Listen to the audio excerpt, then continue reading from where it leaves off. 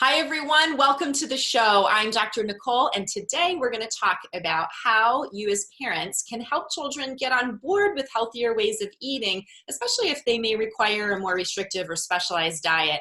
I know that this can be a major challenge and obstacle for families, especially if you have older kids in those maybe preteen, teen years through young adult years. And we really want to help our children understand why we're encouraging them to eat or not eat certain things, and really how to tune into their own bodies to figure out what does and doesn't feel good to them. And to help us explore this topic, I've invited a parent who has been there and done that to join us today. I first heard Suzie Carpenter speak at a conference recently for parents and professionals and really loved her message around how she helped her own daughter and her family embrace a way of eating that supports physical and mental health. So let me tell you a little bit about Suzie. Suzie Carpenter is the author of On the Bright Side, a best-selling memoir documenting the emotional journey of parenting a daughter with autism. After her daughter Kelly spent 5 years on antifungal medications while also following the very restrictive Specific Carbohydrate Diet, Suzie learned a new approach to healing the gut through membrane medicine. Suzie also uses this approach to alleviate her own chronic health issues. A pioneer in the grain-free and paleo movement, Suzie has worked with hundreds of clients to strategize how to implement dietary changes with ease. And oh my goodness, so many of the people listening are going to just love to hear about that. While Suzie is extremely knowledgeable and experienced in the dietary aspects of managing symptoms of autism and related disorders, her true passion lies with igniting the spark within. Instead of being the food police, she transformed the necessity of eating healthy into empowering her daughter to be her happiest self. And there's no doubt her daughter Kelly's positive outlook is an inspiration to many, thus the title of her book, On the Bright Side. It is such a pleasure to welcome you to the show, Suzie. Thanks for being here. My pleasure being here. Thank you for having me. So I want to just start out with, your bio kind of talks about your journey and sort of your history with your own daughter, but I just want you to talk a bit about that just to help parents know a little bit about your story and with your family and with your daughter. And then if you can kind of talk to us about what inspired you to really commit to dietary changes with her. Absolutely. So, well, we all kind of started, it all started with the diagnosis of autism in the year 2000. And shortly after that diagnosis, which in and of itself was a process, as many of you may appreciate, and of course, going back to 2000 is a while ago, so autism wasn't as much on the radar. So nevertheless, about 6 months after that, she started having GI symptoms with diarrhea, vomiting. We thought it was a virus, but it didn't go away. So after 6 months of those symptoms continuing, going to CHOP, Children's Hospital of Philadelphia, and not really getting anywhere, her symptoms persisting, we did end up having her scoped, and we figured out she did have celiac disease. She does have lactose intolerance. She also had C. diff, a lot of the common denominators that we see in our kids. So again, back then it was kind of new news. Even our pediatrician wasn't familiar with any of that. So we started out kind of treating those things first with a gluten-free diet, dairy-free diet. And then about another 6 months later, when she still wasn't improving, her immune system was very low. So she didn't have a good resistance to any kind of virus or cold or ear infection, all that kind of stuff. So that was one sign. The other sign was that her belly still hurt. So we ended up going to a DAN doctor that helped us figure out that she had some other sensitivities in terms of food. So that was kind of phase 2. So phase 1 was discovering, okay, she has these biological things, the celiac disease, the lactose intolerance. Phase 2 was, okay, there's other things she's eating that are actually also impacting her gut and her brain and her sleep. So because she didn't sleep at all. So the list was fairly long, although by today's standards, you hear people talking about, delayed food intolerances, and they have sometimes 30, that's where Kelly was, sometimes more. So the key ones there being corn, soy, citrus, corn, soy in everything, especially if you're on a gluten-free diet. A lot of the substitutions are corn, right? So got her off all of that. Now, I say this as if it was easy. It wasn't easy. I'm saying it that way only because I'm looking back so long.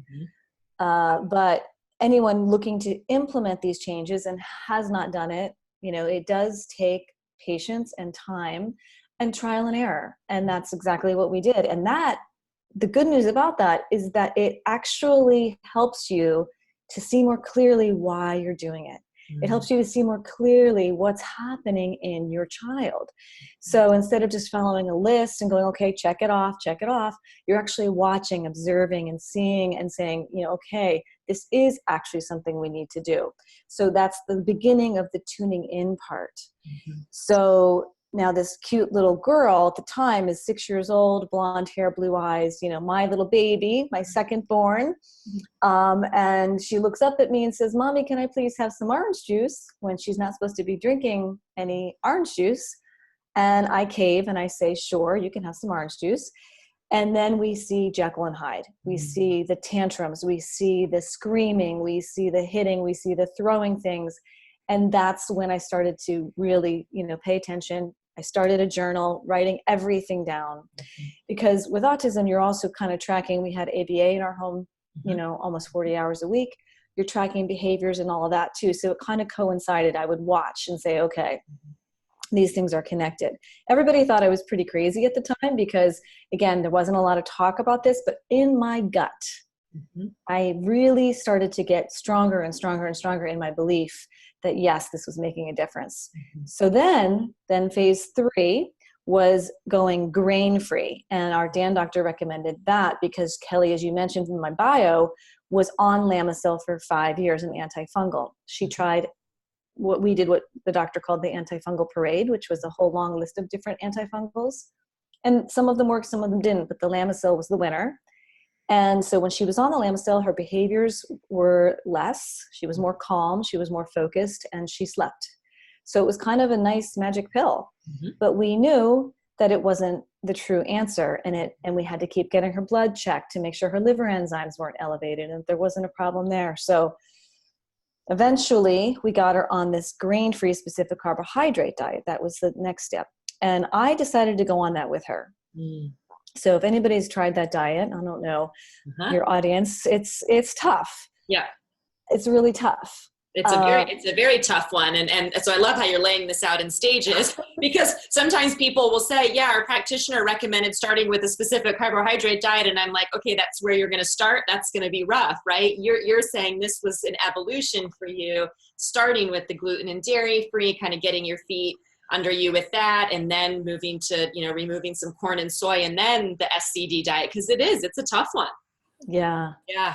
And I think one of the things, looking back, I can say this, one of the things that makes it tough is this whole concept of legal and illegal, So, you have these lists of, okay, so you can drive yourself crazy looking at boxes or things and saying, okay, in today's world, it's a little easier because there's all these groups online and, resources for us that makes it a little less daunting. Back then I had to have my binder with things printed out, So, but I tell parents today, because I've been in this field since the mid 90s, and I talk to parents today of young kids, and I'm like, you have no idea actually how much easier this is now to have your child on a special diet than it was back in the day, like the time that you're talking about. Nobody was doing this. There wasn't a source of support. They thought we were all crazy, and you didn't have easy access to stuff. And we were cooking everything in our kitchen, right? You could not go to the store and find these things. So for those of you who are just starting out with this, or maybe have young kids, yes, I am not negating the challenge of any of this. It is a challenge, but it is true. Like what Suzie's talking about, trying to do this in the early 2000s, that was a whole nother level of difficult. And the exciting part of today is that there's more people doing this. Yes. There's more research, there's more acknowledgement. And so therefore there's more products available, so that is the good news. And things are somewhat relative, so we can go with that. That's right. Yeah. So you decided, okay, we're going to do this specific carbohydrate diet with Kelly, and you decided that you were going to join her and that you were going to do it too. Right. So I'm sure there's many parents out there that have made the same choice. This is not a unique thing. Yeah. But my reason for mentioning it is because I started out gluten-free first and felt so much better in terms of my body. So I had some horrible issues with acid reflux and ulcers, colitis, and also chronic pain. So when I went on the SCD, the reason why I mention it again is because it was really powerful to feel in my body what Kelly might be feeling. Of course, everyone's body is unique, but nevertheless, like the die-off symptoms from going off sugar. I was a sugar addict, and sugar was my best friend, my therapy, in addition to going to therapy. I mean, when you're struggling with a child and then a sibling and all of these things that we deal with. So it helped to sort of feel some of the things that she was going through and then feel the good things. When things got better, it was like, wow, okay, I see why we're doing this. And so that awareness kept growing and growing and growing in my body and in observation of her little body. And so that's where the passion started to come in of, okay, this is the way. Now, again, that being said, there were certainly bumps in the road. Sometimes it was 3 steps forward, 2 steps back. And how do you keep committed? I'm sure lots of your listeners are wondering that, how do you stay committed? It's a big commitment. Yeah, absolutely. Especially when you have other children. So lots to talk about. Yeah. Lots to talk about. But the commitment for me was fueled by every success that we had. Every time I saw myself feeling better, herself feeling better. And there was just this inner knowing. And that inner knowing is so important. And that is what I'm really trying to focus my effort on teachings these days, because I think it's powerful for all of us to understand, why we do what we do and the ripple effect of that. So for Kelly, eventually, my daughter, what happened was she'd say, can I have that glass of orange juice? Even though down the road I knew she shouldn't, and she most of the time didn't. But the better example would be a grapefruit. She said, can I have a grapefruit? So she's off of citrus for, let's say, 5 years. I'm like, okay, go ahead, try to have the grapefruit. Within a half an hour, she's regressed and she's yelling and she's running around and she's throwing things and she's crying and she storms off. When she calms down, I'm able to go to her room. At this point, she's probably maybe 10, 11 years old. I'm able to go to her room and talk to her about it. Say, look what happened. What do you think? Could it be the grapefruit? Because these triggers present themselves not just as diarrhea and vomiting or headaches or skin issues. They present themselves as hyperactivity, as the rage behavior, as the inability to focus, the running around and so there's so much that goes into the reaction. And I think that's one of the things that can be challenging for some parents, if their child has some clear GI issues, as you mentioned, like celiac, or has, chronic diarrhea or terrible constipation or pain, those kinds of things. It's easier for parents to see that connection with food and to think about, some of those interventions. What I think is more challenging is for parents, and this may apply to some of you listening, who are like, yeah, my child doesn't really have, any of those issues, but they are having the other kinds of things you're talking about from a brain and neurological standpoint of just great difficulty managing and regulating their emotions and behaviors, maybe having some physical symptoms that they can't communicate that we wouldn't see, things like headaches or, pain or things like that. So I think that's really important and can be a challenge to parents fully embracing or committing to this process of thinking about food and diet change if there isn't an obvious physical symptom connected to it. Right, exactly. I've run into so many parents over the years who have said to me, well, I tried that and it didn't work.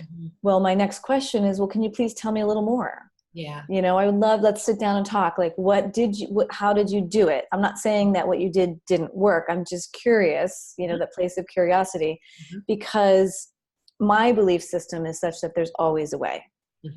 And whether it's, one thing or another, again, not saying that they're doing anything wrong, just can we keep exploring possibly another strategy instead of it being either or, it's yes and, right? Yeah. So, and I love that about your story and sharing your journey. You said there were phases to this, right? You implemented gluten-free, dairy-free. First, you saw some benefit and some improvement, but you were still seeing things that weren't where you felt they could be. for Kelly. And so you look deeper and you said, okay, what can we add? You know, what else can we do? And I think sometimes people just stop there and they go, well, I tried diet changes. I tried a gluten-free diet, or, you know, we tried removing artificial, you know, sweeteners and dyes and things. And I love what you're saying, that there's always more. There are always other things to explore. If you feel in your gut, like, hey, my kid has more potential than this. There's more yet to uncover. There's more in my child to be discovered and to let shine here, that you're a great example of. You kept digging through those layers and saying, okay, what could be next? Okay, what can we do here? And for you, that led you down a path of some really pretty significant food changes for her. Absolutely. Yeah. It's beautifully said, because that quote, there's always more, and also letting your child shine. For me, there was that, as I said, that inner knowing, or that inner calling to always honor Kelly first, whether it was therapy, because ABA is so rigid. Yep. Or the diet, which again was rigid, you know. And so to tap into her and how is she responding, even if her language isn't quite what it, you know, could be, or her behaviors are getting in the way of our communicating. But that belief as a parent that comes from the love.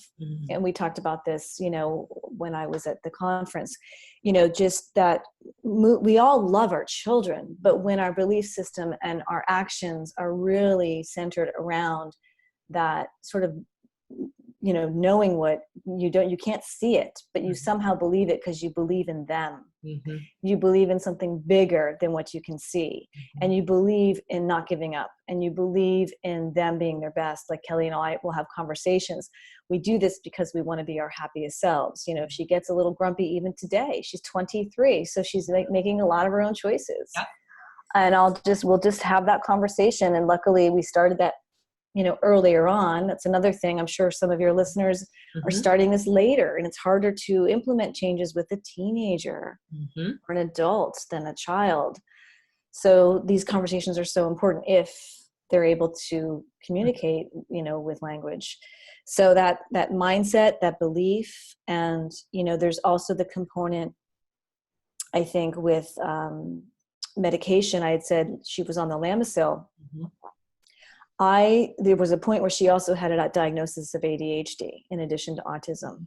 And the psychologist, you know, I was going crazy. And I went to my therapist, I went to her psychiatrist, and I said, I think we need to put her on something because I'm going crazy. And she gave me the script, and I went home and I filed the script in my office binder drawer, because there was something in me that just couldn't do it. I felt like it was cheating. I felt like I would be stripping her of her truth, of her spirit.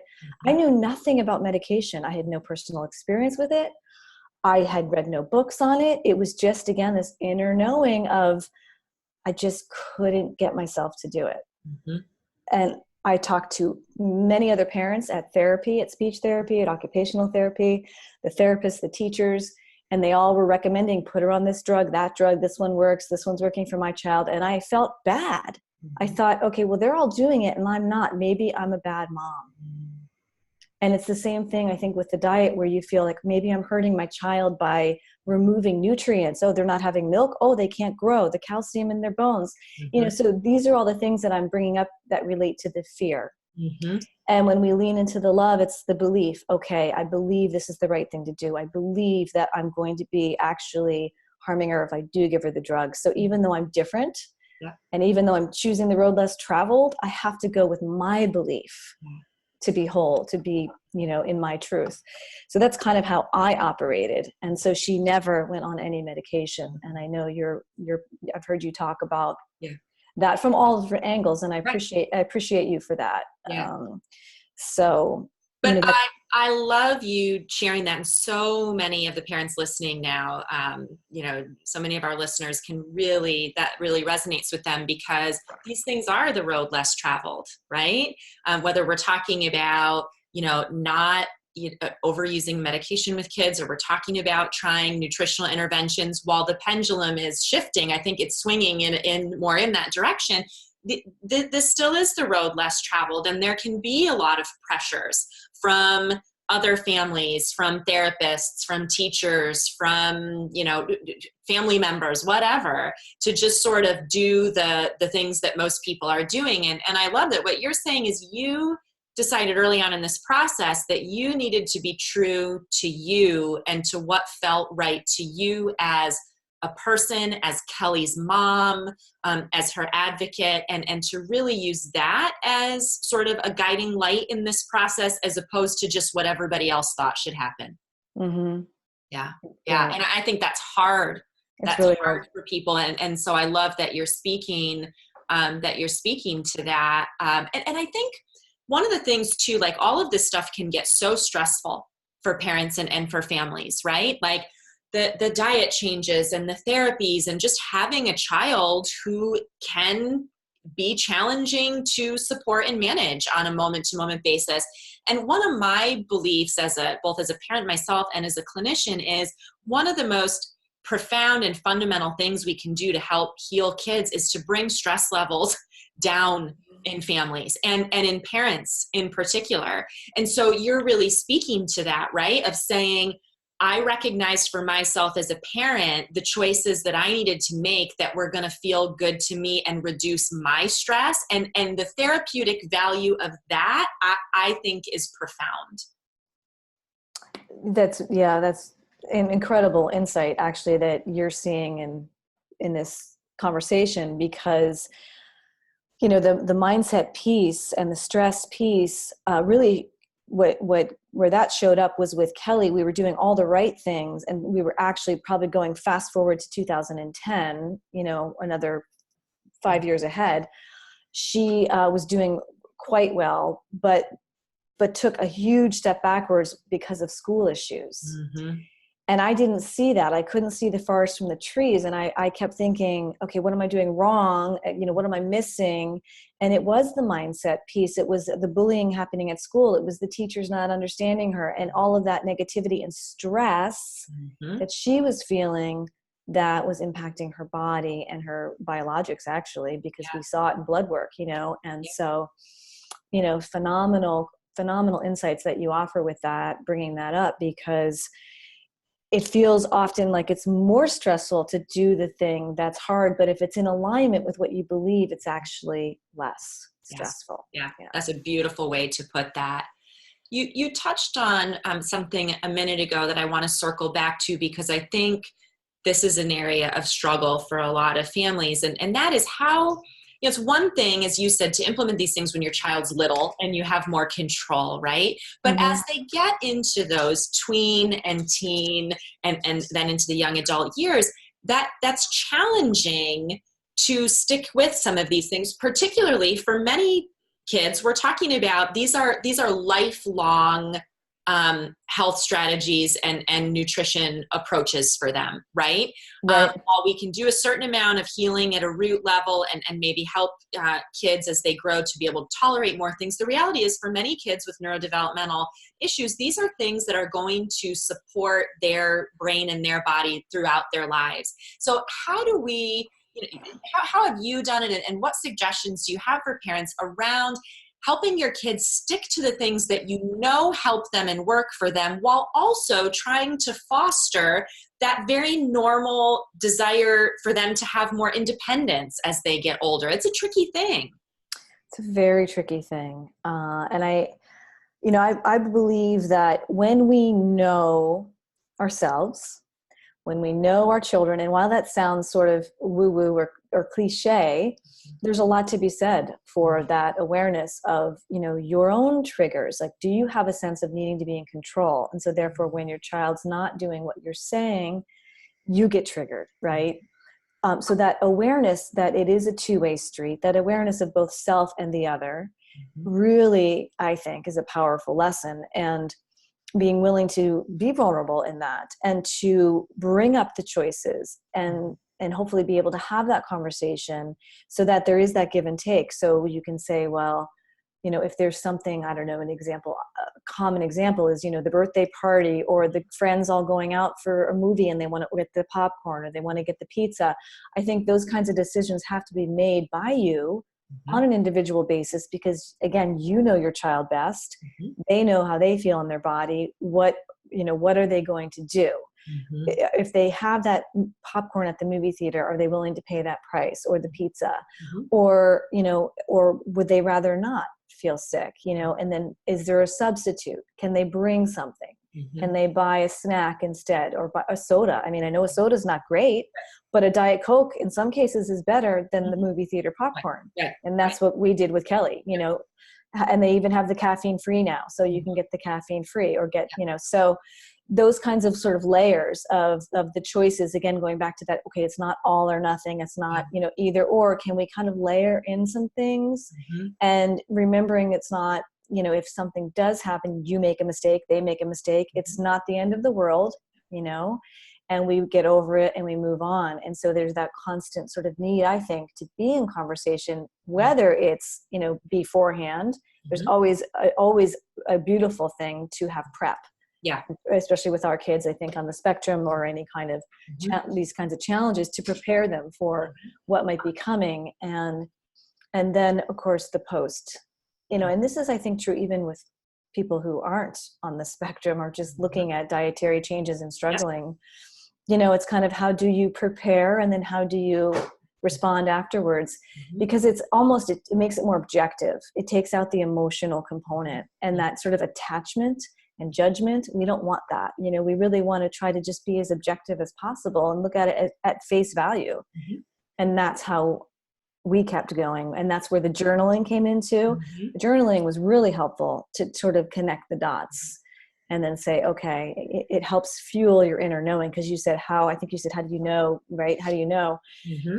So I think choices are huge, and to get your child to understand what they feel in their body, to, and to do that, not necessarily maybe in the moment where it's bad, but a little bit later, so they can look back and go, oh shoot.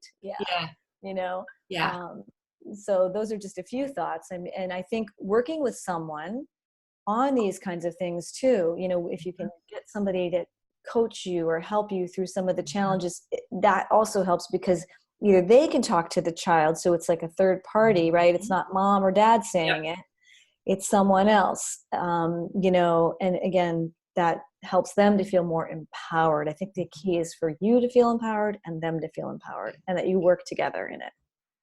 I think those are such great tips and things for families to think about. You mentioned the journaling, and so, before, like, here's the choice that I'm going to make. I'm going to eat this, or I'm not, or I'm going to have something different, or whatever. And then doing some reflection afterwards of, what did I notice? I know you were doing journaling about that. You engaged Kelly in doing some journaling with that too. Can you talk a little bit about what that looked like? Absolutely. Yeah. So for me, whether it was just a little notebook, like a little spiral, they sell them at, Target or even the grocery store, I want to say like 4x2 or something. I would buy these little ones, so I'd have them with me all the time, because we were traipsing around to different appointments and things. Now today, of course, people put notes in their phone. Kelly puts a lot of her journaling notes in her phone first. Right. But then she does have a process where she goes and writes things down. So she's really taking the time to ultra process what's happening. Because I think the writing, case in point here with Kelly, and this is true with so many people today using technology, when you write, your hand is connected to your heart. And you're writing and you're processing things in a much more profound way than just typing it on a computer or typing it in your phone. So I encourage people, a good first step is to definitely use an app or your phone to write a note when you're out and about. But if you can incorporate an actual journal, as you said too, to reflect back, you're reflecting back on the moment much more powerfully when you see your own handwriting.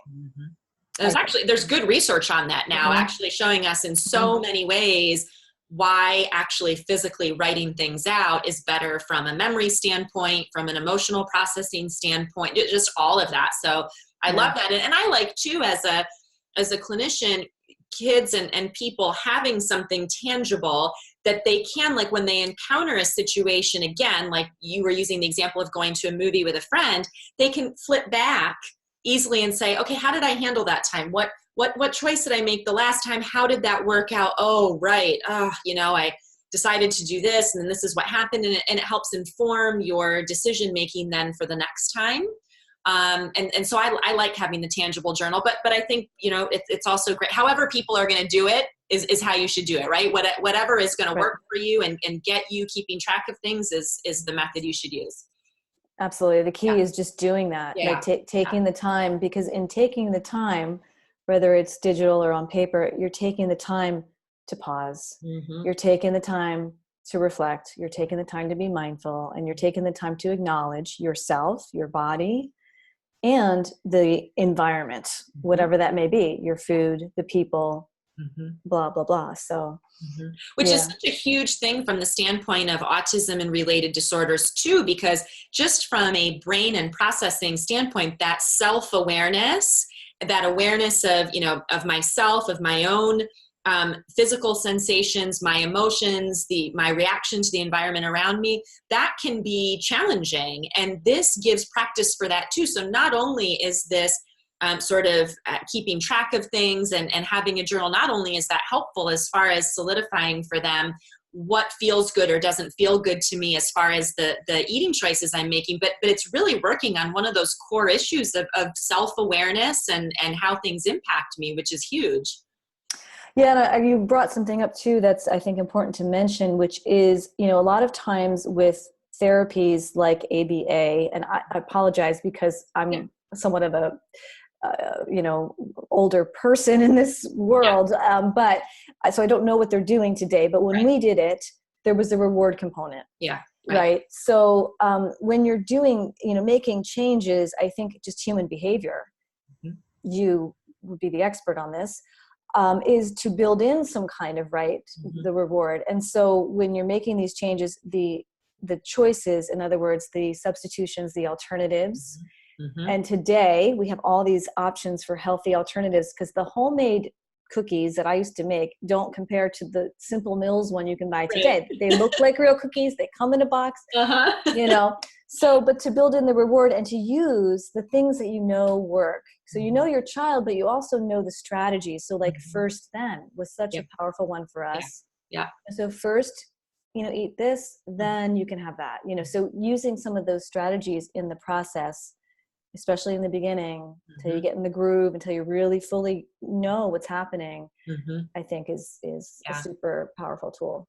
And I like what you said when you were talking about like the example with going to a movie or birthday parties or whatever. And you talked about giving choices. And what I loved about that is you were willing to give up on the ideal, right? Because sometimes we really lock into power struggles with kids, especially teenagers and young adults, over, well, you really shouldn't have that, or that's a really bad choice. You were willing to say, okay, what about having a pop? Not ideal, right? Not something that if you were going to make the choice for her, you probably would have done, but you were helping her think about the options that she had and where she maybe would say no to some things because she knew those wouldn't feel good to her, but what choices she could make instead, and letting her explore that and have some independence around that, even though it might not have been ideal. That's so critical, I think, for parents who have kids at those ages, is we've got to let go of what we think the ideal might be and let them have some options and explore and try some things that we may be pretty sure are not going to go well, but we need to let them try that and experience that, because the power in learning that for themselves, having made a choice and then discovered something, is so much more profound than just if they feel like we're dictating or telling them all the time what needs to happen. Absolutely. That is so well said. Absolutely. And as you said earlier too, the component of the independence, they're making the choice and they're feeling the consequence of the choice. Yeah. Good or bad, so. Yeah, absolutely. So I'm curious for you to talk about some things that you found most helpful in this journey. So you've been on this journey now. You said Kelly's 23 now.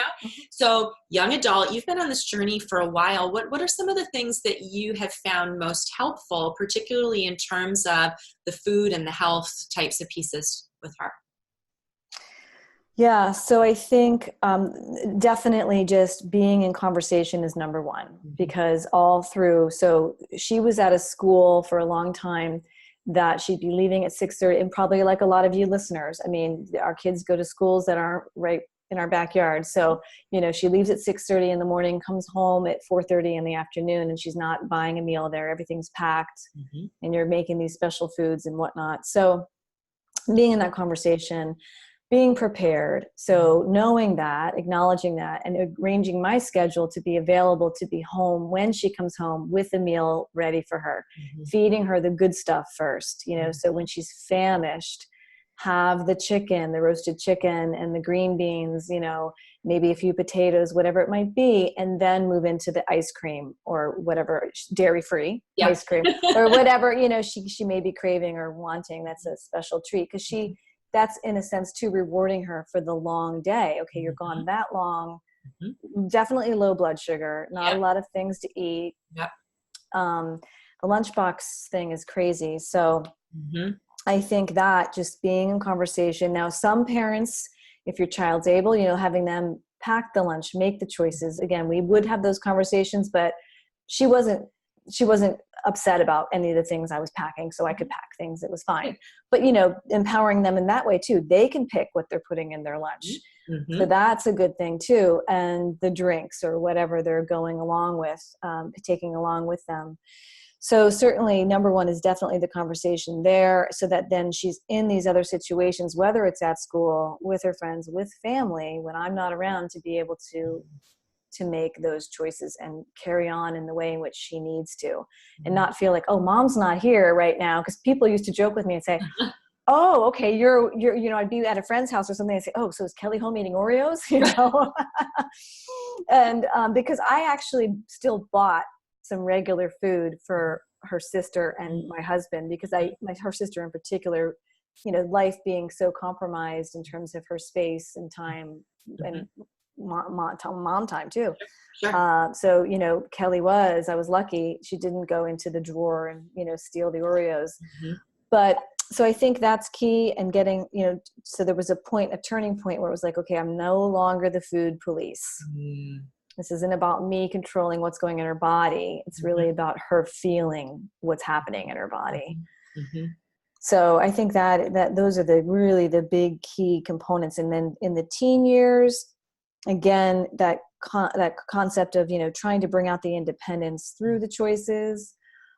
She took some school trips actually where they were gone for like a weekend, not a lot, but a good half dozen of those, where it was incredibly challenging. And so, we just, again, we're in conversation. I'm trying to think of some other strategies, but certainly the component today of knowing that there's a lot more choices on the market that you can buy, that you can, the pizza, the cookies, the chicken, whatever it is that looks real. You don't have to make everything from scratch from a energy standpoint, but also from their standpoint, they're saying, okay, I'm getting something. And then this conversation around being different, it's a really big conversation, as everyone here knows. And I think so a lot of what I'm talking about is mindset more than it is, okay, the green beans, the broccoli, right? Yeah. Because I think once you get the mindset down and you really feel more comfortable around all of that, it's a lot easier to tackle whatever it is you need to tackle in terms of the food lists or the food goals, and so that's really where I am today. And it took me, as you said, a long time to get here, because I was the person checking off the lists in my binder and watching the legal and illegal.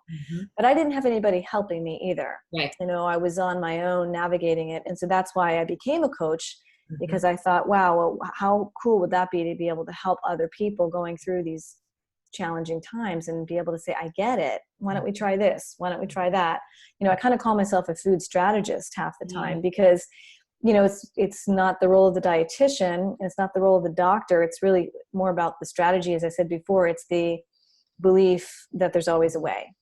So whatever we need to get done, whatever we have to work with in terms of the diet, if it's, GAPS, SCD, low histamine, whatever, let's take that and create something cool, fun, creative, making food more playful rather than a chore.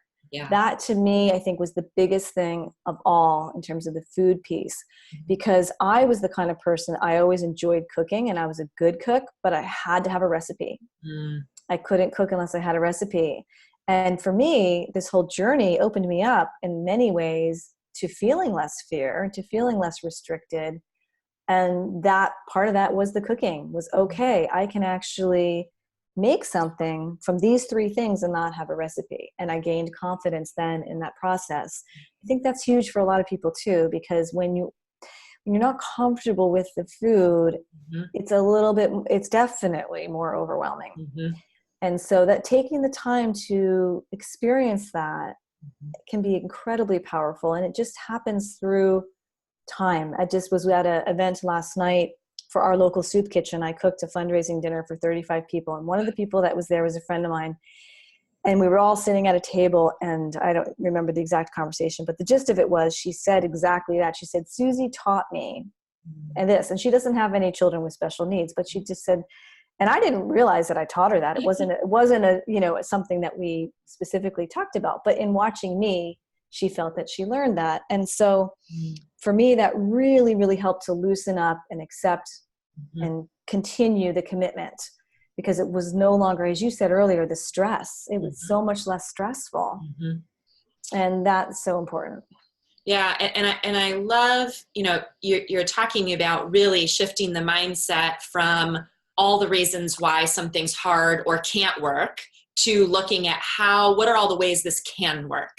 And starting with that, and how you have used your own personal experience with your daughter as a parent, all the knowledge that you've gained about these kinds of diets and cooking and all of that, and you're using that now in a professional way to mentor and walk alongside other families to do this. I think that's amazing, and it's a much needed resource for families.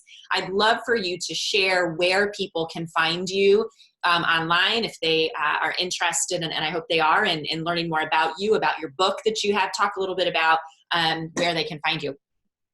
Yes, thank you. They may find me at Suzie Carpenter, my name, SuzieCarpenter.com. And you can also Google my name, and most likely you'll come up with some resources, including my book, which is called On the Bright Side.